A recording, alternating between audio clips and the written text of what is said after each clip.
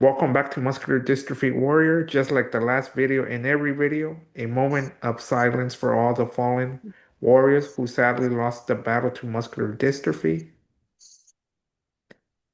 Sending prayers to all those fans who have lost someone with muscular dystrophy.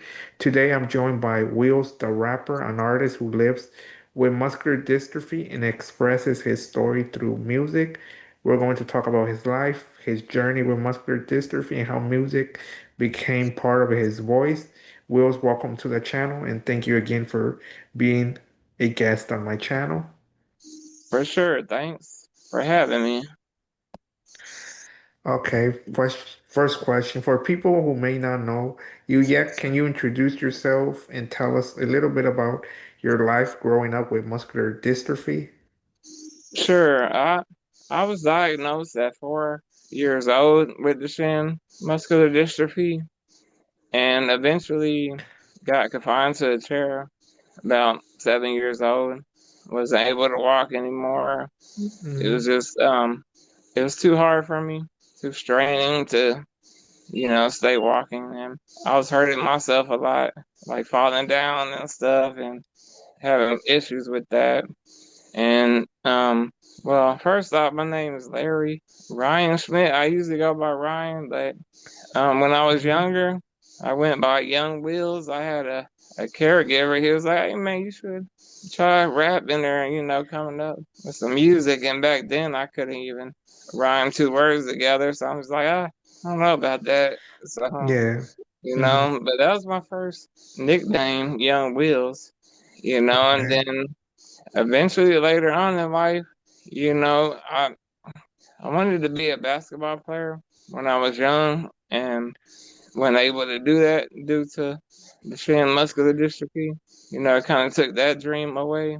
So later Yeah. in life, I found music and, I just like here and there would write stuff and do hmm like little freestyles and wasn't very good and just kept practicing and practicing and I stopped for a while though and then came back and started doing music again, but growing up was pretty much normal for me. Like when Yeah. you're a kid, you don't really realize what Duchenne muscular dystrophy really is and what it's Yeah. gonna do to you.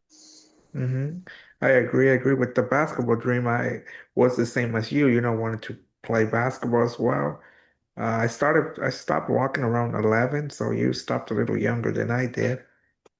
But talking about basketball, yeah, I wanted to do the same thing, but like you say, it was impossible. So yeah, I mean, it takes away a lot, but you hmm just have to learn to adapt. Adjust. And because like humans, we can go through a lot, man, and still adapt and keep living. People lose hmm arms, lose limbs, and You know? are really weak. hmm Get ALS or some other really deadly disease. Right. Or have an accident. Yeah, you just never know in life, man. Like hmm you just Life. gotta hmm Life throw is things up unpredictable. for real, man. Like it really is. Like I didn't know when I was gonna get a trait. I didn't know when I was gonna get a feeding tube. Like all that just happened. Right. Like I was healthy for a while, like all the way up until about like 26. Then I started having trouble eating and swallowing and stuff, and had to get the feeding tube so I can get the nutrients that I needed for my body. And my body, like I got down to 112 pounds. Like Okay. Wow. real, like skin and bones, man. Because I Yeah. just couldn't eat anymore and I was fatiguing every time I Yeah. would eat food. So I Oh, just went ahead and like, let's go ahead and get the feeding tube. I think it's time for yeah. that. I didn't really want hmm to do it. But if you want to keep living with the disease, you got to go through things you don't want to. Yeah, I 100% agree. When were you diagnosed? How did that affect you growing up? Or it never affected you, like when you I were feel growing like up? maybe it might have affected my mom more than me. Okay. Because I feel like when you're a kid, you really don't know, like, what that really means and what's gonna happen later to you in life. You just want to be a kid, do your thing, live, and go play with other kids. And despite having the disability or not, like it did make it harder for me to keep up. Like on the play Hmm. skate and stuff. Like my muscles were too weak, and that's how I found out about my disease. My aunt and my mom were watching me, and my aunt was like, "Why is it taking him so long to get up, in the play skate Hmm. and climb everything?" And all the kids are passing them up.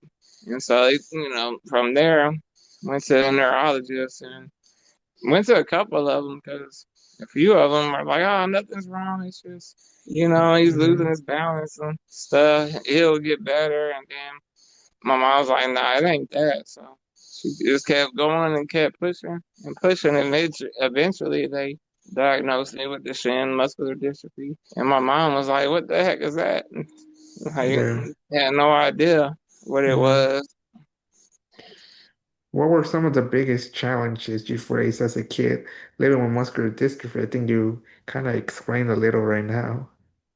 Oh yeah, man. Just of course you want to be on the play skate with other kids and stuff and hang out with your friends, but some places you go to, like when you're in a wheelchair or something, you're not able to get in there because they're on the Yeah. second floor or third floor, or Hmm. going to like Slitterbond, like places like with water slides and water parks, and of course like Six Flags, roller coasters and stuff. There's a lot of things that you really can't do, and you just gotta sit back and just enjoy it, and like hopefully you just be okay with it. Like for me, it's kind of hard a little bit. I'm not gonna lie, not being able to do everything all the other kids could do, is kind Hmm. of tough. But I mean, once you go through that and you live through that, like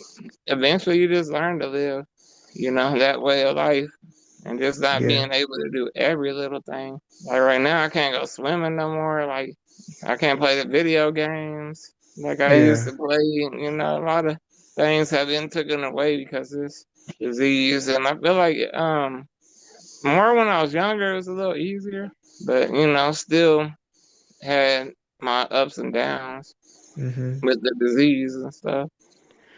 What's something people often misunderstand about muscular dystrophy? Um, well, I mean, I feel like a lot of people don't know about it, so they're like kind of talking to you like you're special or something's wrong with you, like you don't Yeah. Hmm. understand things, and you really do. So they don't see that. And then a lot of people will come up to me and try to shake my hand or something. And, I can't move my arms up. So they just say, oh, my bad. And then pat me on the shoulder or something, so they don't really understand, the difficulty I have with not being able to move and, do regular things people would normally do that don't have this disease. But that's probably about it, really. I mean, they just don't understand, too. It takes a while to get dressed and get going for the day Hmm. instead of just someone, oh, I'm gonna jump up and just go take a bath, get out, done, we Yeah. good. We gone, but Hmm. it takes us like an hour, some two Yeah. hours or something like that. Yeah. I They don't I realize can the time. I can relate to that. What has helped you stay motivated through the ups and downs of living with a progressive condition? Uh, I would say as easy as going outside, man. Just like going outside, getting fresh air, going to go somewhere like vacation or something, or just to kind of get your mind off of it. But I mean, yeah, just a little bit of that, Yeah, one and thing. maybe Hmm. maybe a little bit of my like finding God too, eventually in my life and stuff, and that kind of helps me. And of course, the music, you know, Right. mm, Hmm. yeah. One thing I notice in the disability community is that a lot of people find ways to express themselves creatively, whether it's through art, writing, or music. For you, the expression came through rap and music. Yeah, yeah. I've been doing that since like 15 years old. Started the music stuff, and that really opened my eyes and changed my perspective on my life and this disease. And I think music too connect me to God the same way. So like music definitely has a way of keeping me going. I have an album called Music Saved My Life, and like that's a true statement. Because it really did. If I didn't have Yeah. music and a way to express myself and have an Hmm. outlet, that would be bad, if I didn't have that. And I Yeah. thank God every day I got it, because the music Yeah. keeps me going, man. Like Hmm. on hard days and stuff, I always have that music right there, where I can always do it. Yeah. What made you fall in love with rap and hip hop in the first place? I think just listening to the music and like listening to Tupac, like when I first heard Tupac for my first time, I was like, man, I like what he's doing, and like, man, I would like to make a difference too in a certain way, just to help people and show people that, hey, you can do anything you put your mind to. But I think that and a lot of my caregivers at the time was into music and stuff. One of my caregivers introduced me Hmm. to Lil Wayne, so I was listening to him for a long time. Then a lot of another one of my friends, the iPod days. He Yeah. put like Tupac on there. He put like DJ Screw or like a lot of Hmm. um Texas rappers too, and like Yeah. introduced me to that. So just being surrounded by all this music, it just made me want to do music, and you know try to help out the best I can with Yeah. myself and people in the world. Okay. When did you decide you wanted to start making your own music? Uh, that was probably around age 15. Like I was becoming, a freshman in high school and stuff, and Hmm.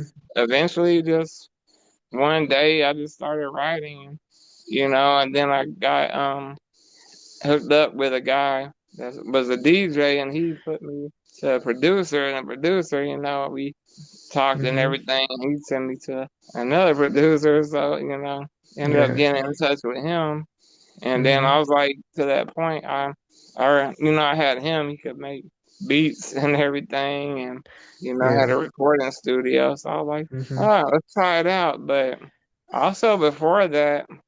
I went to Dallas, right? My mom has a friend there that has a studio Hmm. in his house. Okay. We were messing around, and ended up Yeah. making some music, but it wasn't that good. I was like, Hmm. I don't really like that. Like that. It Yeah. don't sound good, so I stopped. But then I started writing again, and Hmm. then eventually just got in a routine. And like a lot of my caregivers, they were into rap too, so they would help Okay. me a little bit, like here and there, learn the process, the writing and stuff. Like, no, that don't sound good here. Add this in there, and then Hmm. like at that point in time, I didn't even know about timing or anything. Like, I didn't even Right. rap. I just go in there and rap, and that's it. It's good Yeah. to go, but there's Hmm. so much more to it, that Yeah. I didn't even realize. There is. When you're writing a song, what usually comes first, the beat or the lyrics? How I do it, I usually get the music. I go, on YouTube, or I have a friend. He makes beats for me, and I'll call him up, and we'll sit on the phone for like an hour or 2 hours, Hmm. Yeah. go over different beats that he had made, and like if I feel it, like I'll try to feel every beat out, try to freestyle to it a little bit. If I like it and I'm freestyling really good, then yeah, we'll probably go with it. And then sometimes I even come up with a chorus, like right on the spot, like just Okay. messing with it.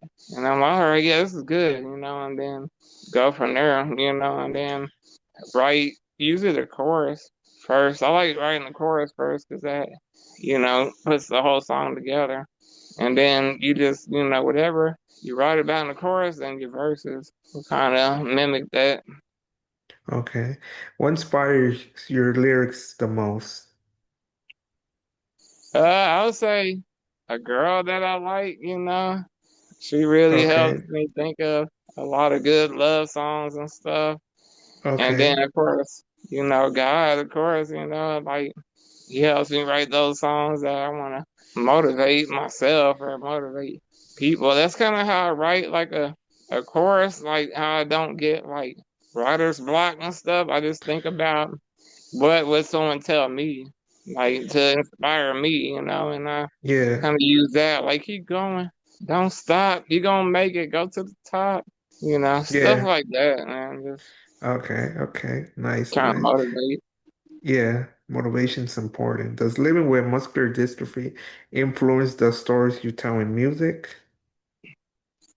Oh yeah, like most of my albums have been like my testimony and what I've been going through with the disease, like getting the trait, getting the feeding tube, or my muscles going away, you know, and then still keeping my faith while all that is going on. So yeah, definitely, man. Yeah, I listened to some of your songs. You're doing, I like what you're doing with that. No, I appreciate it, bro. Man, just getting better every day. But Mm-hmm. like this last album I did, it's all love songs. Like I didn't want to talk about my disease. You know, I've done it in like probably 6 albums, you know what I mean? So I was Yeah. like, You I want wanted to to switch it change up. it up. Mm-hmm. Yeah, so yeah, definitely. I talked about my disease a lot, and that really helps a lot. You know, it's like therapy. Mm-hmm. Yeah. What message do you want people to take away when they hear your music? Um, to never stop, man. You know, always live your dream, despite what you're going through. Mm-hmm. How important is for you to represent the disability community through music? I feel like it's a good way for people to look up to you and, you know, realize that, oh man, he's doing this, so I could probably do it too, you know. But I mean, it may not be music, it may be something else, you know. I just want people, you know, to realize that the disease, you know, doesn't stop me, you know, it Mm-hmm. won't stop you, you know, from Yes. living your life, man, because, you know, Right. Right. life is short, man. You just Yes, gotta I yes, live it every 100% day agree. Mm-hmm. To the and fullest. be blessed, man. Be thankful because Yeah. you know another day came, man, and you're Mm-hmm. still here above ground. So Right, right, right. Do you feel like music gives you a voice to share experience that people might not understand otherwise? I think so, and I feel like a lot of people can relate to it too. You know, I mean, there's a lot I'm going through that people don't know, and it's not just me. You know, and I just want like I recently me and my cousin we put out a documentary. You know, for people to, you know, look into my life and see actually what I'm going through. Because I feel like they don't see that. And they don't Right, know that, you know, what the process is. It's not just me doing music and that's it. You know, I'm right. actually doing breathing treatments 2 times a day. I'm doing Yeah, like 5 waters a day, like 5 full bottles yeah. of water every day. And, Yeah, behind the you know, scenes, you're doing a lot of stuff, like you're saying, behind the scenes. yeah, they just don't see it. So Hmm. that's They what just I'm see trying them, to do. yeah, they just see the music. They don't see Yeah, what yeah. you have to do to get ready. It's not like, oh, just a recording, that's it. It's a process.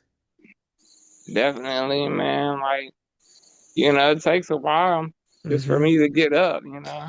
Right. Like, I gotta wake up and take all these pillows out I have in my bed and, you know, do all this Hmm. extra stuff. And then Right. that's someone else put clothes on me. And then, you Hmm. know, gotta get situated in the Yeah. wheelchair, gotta, you know, and then when it Hmm. comes to the music, it's not just a one-stop shop. I'm not just like rapping one time sometimes. Sometimes I could rap probably 50 freestyles before I get a good one. Or, you know, I've been doing it so long, so now it only takes me like 3, 4 tries to do a freestyle. So I'm getting faster and quicker. And then I write a song every Tuesday, not every Monday and Wednesday.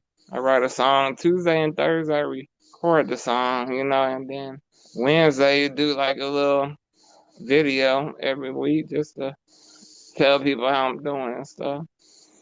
And then doctor's appointments and stuff. Mm-hmm. I What goes? Okay, yeah, continue. just went to the MDA clinic the other Mm-hmm. day and saw everyone, like the pulmonary doctor, cardiologist, dietitian, just pretty much Yeah. everybody was there. I had to get Mm-hmm. my blood drawn and stuff. They have a new drug out there. It's called Duvastat. I don't know Yeah, if I've you. heard. Yeah, I've heard of it. We did paperwork and see if, my insurance covers it this past 2 weeks ago, like you say, the MDA clinic. Yeah, I'm probably gonna get on that. They already did my blood work and everything and said everything was good for me to be on it. And Yeah, it's supposed to help with your inflammation and supposed to help with your muscles not, you yeah, know, that's what I going heard. away. So Yeah, that's what I heard too. it's really good drugs. So I'm gonna try it out. But the only thing you Yeah. have to do is blood work every so often because Mm-hmm. you gotta make sure your levels are good when you're on Yeah. that drug. Mm-hmm. What goals do you have for your music in the future? Um, right now I'm thinking I'm on album 7. I want to go to 10. Right now Oh. is my goal, 10 Mm-hmm. albums, and then, once we get there, then decide what we're gonna do next, and hopefully, I'll still be able to talk good. I do mouth exercises at night and everything to keep my mouth strong, so that way I'm able to rap good, and Mm-hmm. don't have to worry about mispronouncing words like stuff like that. That's the hardest Yeah. thing for me is pronouncing words when you don't, you're limited on your air supply. You Right. know, so it's Mm-hmm. just like, and then writing your music, you have to write a whole different way. I rap like kind of with my ventilator and like what it gives me, the air when I rap. I just make sure it's easier instead of Yeah. rapping so many words. It's like a lot of people rap a whole lot and then they go to perform and they can't even keep up with their own self, on their songs Mm-hmm. and stuff. So I slowed it down a little bit. So that's Yeah. another thing. Like another goal is just perfecting my breathing and stuff. Is there a dream collaboration you'd like to do with another artist someday? Oh yeah, Anybody? there's a lot out there, man. Like probably Justin Bieber, man. Like that'd be really cool. Yeah. And maybe a Anybody else?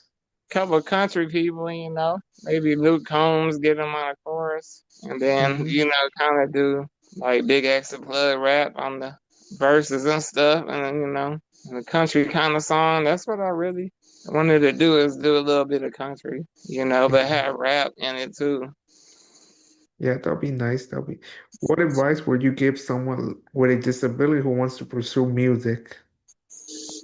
Um, just take your time with it and learn it and just keep practicing.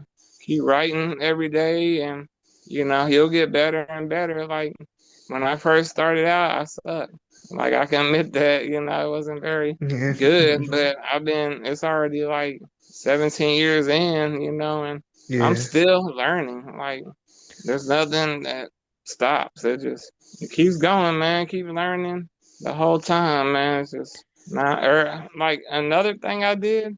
I actually listen to country like every day. This is to help my timing because my timing has always been off and I've never really been good at that. But so I turned the country music on, just start singing with them, singing the songs and stopping when they stop, sing when they sing, and I do that with a lot of different genres of music and that really helped Hmm. me learn the process and the timing of everything, like when to come in every time. Okay. Hey, before we close the interview, will you give us a small verse, a rap verse if you're able to? Yeah, I got you. Rhyming with my time, that's what time spent. Staying on this vent. living life every day, going hard. Don't wonder where the time went. I know it went somewhere, but it's all right because I know God care. And he gonna help me even though I'm in this wheelchair.